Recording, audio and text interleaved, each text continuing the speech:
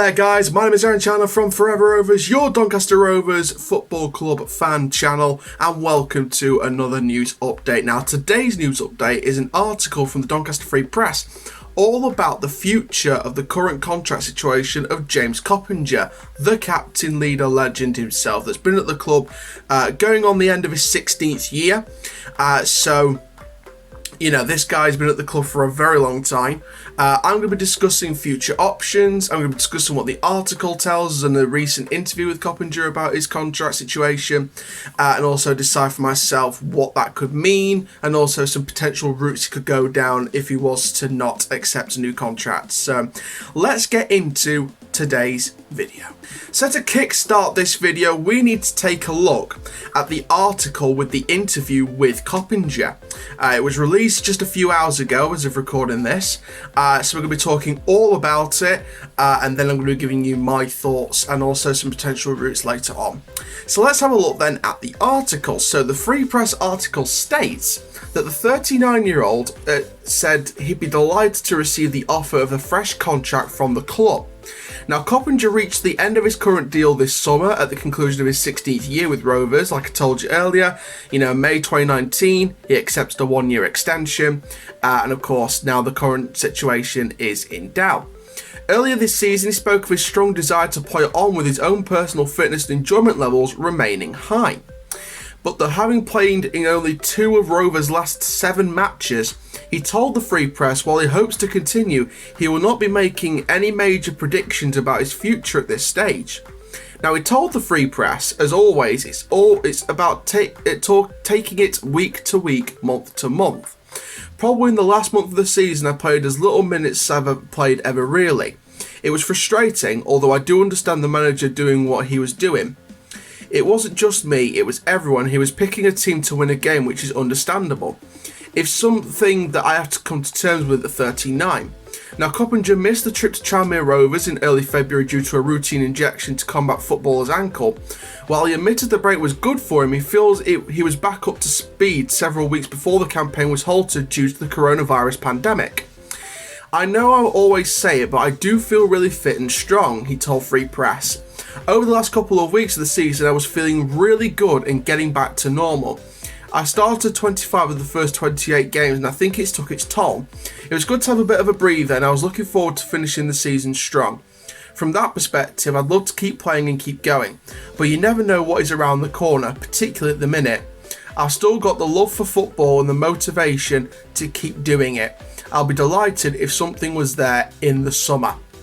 So that is what Doncaster Rovers midfielder James Coppinger, the midfield maestro, the leader and the legend, James Coppinger told the Free Press. Now let's talk about what could happen in the summer. So in my personal opinion, I think that Coppinger should stay at the club. I think that he's a vital part of our midfield. He's a good experience. He might not get as much game time in the second half of the season as the first half of the season. However, I think in terms of a whole leadership situation, I think he's a good leader to have in the dressing room. He's someone that the younger players and the young loanees can look up to, learn the Doncaster play style. And, Darren Moore's play style is very... obviously, we get the game plan of Darren Moore. Play out from the defence, which can be a bit risky. Obviously, teams like Manchester City under Pep Guardiola can play out from the back with a bit more confidence because they've got the quality of players to play out from the back. For League One, though, I think Doncaster having the joint best defence in the league, in terms of a defensive side, obviously not in the table because we're nowhere near a Man City level in terms of a League One status, but in terms of our defence, we are like a Man City or a Liverpool. We are the joint best defence in the league. The main back four this season has usually been Reece James, Joe Wright, Tom Anderson, and then obviously Bradley Halliday on the right back position, or Matty Blair sometimes as well. So it's either been Blair or Halliday, along with Reece James on the left-hand side, or Danny Amos, who's been filling in for Reece James since he's been injured. And the back two is usually Wright and Anderson, but there are other players that come in as well. Cameron John came in for a few games as well, so obviously he's been converted to a left-back apparently now. So, I mean, I don't personally like that, but we've got the joint best defence in the league. So in terms of a City or a Liverpool in terms of defensive sides, we are like a City-Liverpool defence in League One. We are the joint best defence in the league. The game plan of playing out from defence and playing out and trying to find through passes and trying to play it out to the wingers and try and develop kind of like, not really a counter-attack sometimes. Obviously, we do counter-attack when the opposition are forward and we can counter-attack them. But we like to play it out wide when they're sat back defending deep. They've got a deep line or a high line. We still defend, like that. So it's very an interesting situation with Coppinger because I feel like he can play that play style. We've seen he can play that play style. He's putting great performances. He's putting average performances in. He's put a range of performances in. Nothing too terrible, but it's always been either average, good, or excellent. So we know he's a good player still. And I think keeping him at the club is very vital. Like I said, for the leadership ability, coaching the youngsters, making sure they're up to speed with the game plan and the play style and things like that. But one main thing for me with Coppinger, again, is that play style. He can play that play style in the midfield. He can play it. Absolutely can he play it. The formation really is usually, if not nearly all the time, a 4-2-3-1.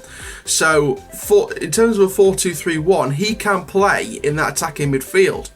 But like he said there, the first sort of up to 28 games, that pretty much that first half of the season, he was getting minutes, and of course he understands why the manager doesn't really play him as much in the second half of the season. There was the stuff about the footballer's ankle, which is why he missed the trip to Tranmere. So you can understand from his perspective and the manager's perspective at the same time. So I think he's been really courageous in being benched sometimes. I think he doesn't take it to heart at all because he sees what the manager's doing, which gives us as fans really good signs because, of course, we want promotion to the Championship. We want to take that next step to the Premier League that we could have had in 2009. The highest we've finished is 12th or 10th, I believe, in the Championship. So if we can top that this decade, get promoted and finish higher than 10th, get into the playoffs for the Premier League, that's you can see what the manager's trying to do. We're playing good football. It can be quite passive at times when you need to play it forward. Sometimes they don't shoot first time when they see a good angle. They like to pass it around a bit more and we could lose the ball in certain situations. It works in certain situations, not in others. So there are frustrating times sometimes when you're watching the games, but it's very... You can see what the manager's trying to do with the squad here. You can see what we're trying to do in terms of moving forward as a football club. So I think Coppinger is vital to moving forward as a football club. He's been here since 2004. So, we are trying to move forward as a football club, and we are trying to move forward as a community club. We're a family club. We're a family club. We've got the family stand. We've got all the adult atmosphere behind the goals. We are a good community club, and a community club is what the Premier League needs because, the Premier League got all the big stars and things like that, but the community clubs and the smaller clubs in the Premier League with their fairy tale stories, that's what makes a Premier League season when a fairy tale club does very, very well. So I think to get to that next stage in the Premier League and to get back up to the Championship, first of all, I think we need Coppinger. Whether that's as a player or not, we don't know.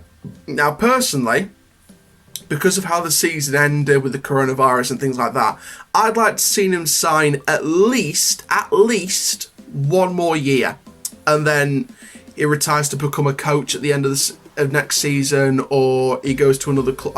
I don't want him to go to another club because we love him at Rovers. We've had him for 16 years around about, so I don't want him to go to another club on the eve of his 17th year. It'd be nice if he could play until his 20th year. It'd be nice to play into his 40s. We'll see how he fares, etc.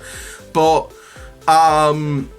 while he's on the bench, I'd like to see him take more of a coaching role. And like I said, with the leadership stuff, inspiring some of the youngsters, getting them up to speed with the play style and things like that. So there's a million things Coppinger could do, even when he's not being played. So I think that's one big thing to look out for.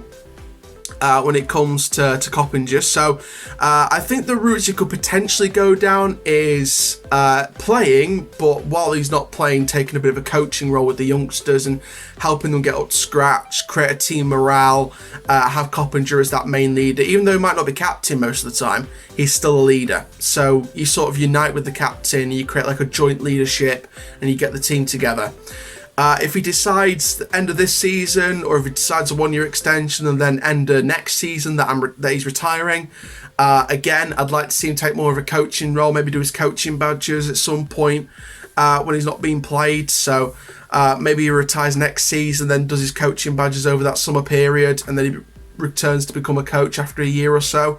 I'd like to see that becoming a possibility.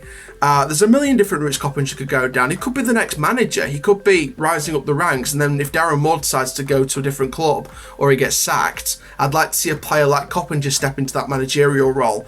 Yes, it's a risk by putting his legacy on the line, but he's a player that knows the club. He knows what style he wants to play. Which is, he likes the sort of Darren Moore play style, I think. So I could see that football staying at Rovers for quite some time, even without Darren Moore at the helm.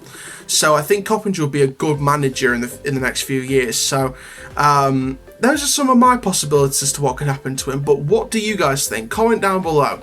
Like we said, so nothing's set in stone at the minute on his future. Doesn't want to discuss set in stone options for his future. Hopefully, though, we do get the news that he stays on for at least one more season as a player, and we get to see him in the coaching side in the next few years to come. So, thank you very much for watching this news update on Coppinger's future. Like I said, comment down below you guys' thoughts. What do you want James Coppinger to do? Thank you very much. My name is Aaron Chandler from Forever Rovers Fan Channel. Please like, comment, subscribe, and goodbye.